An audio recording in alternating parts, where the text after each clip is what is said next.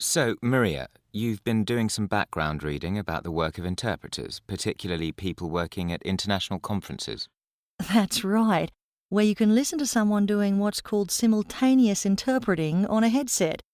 So you hear the presentation in your own language, say English, at the same time as the speaker is giving a talk in his or her own language, say Spanish or Chinese or whatever. Right. So, what did you find out about the theoretical background?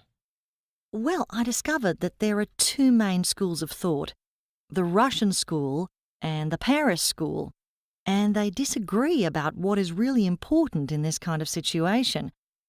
For the Russian school, for example, the most important thing is that the interpreter understands every word of the presentation, so that all the details and all the nuances of meaning can be communicated to the listener in the target language.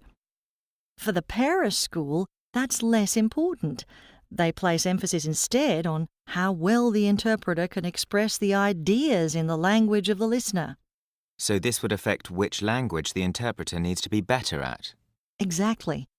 The Russian school think you should be more proficient in the original language, whereas the Paris school think that proficiency in the listener's language is more important. And what about other research?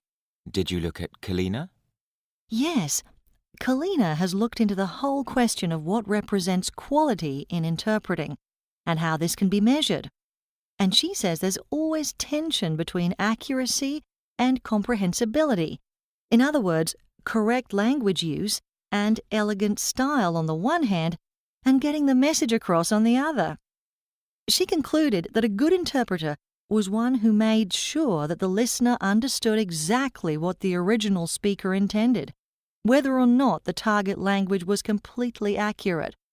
She thought that should be the interpreter's principal goal. OK. And did you look at Bueller's research? Yes, Bueller's study found that the concerns of interpreters and their clients did not always match. She found that interpreters were far more concerned with grammatical accuracy and a good delivery in the target language, whereas users of their services complained if there wasn't a logical flow of ideas or if terminology was used incorrectly. And Donovan, did you look at his study? Yes, I did.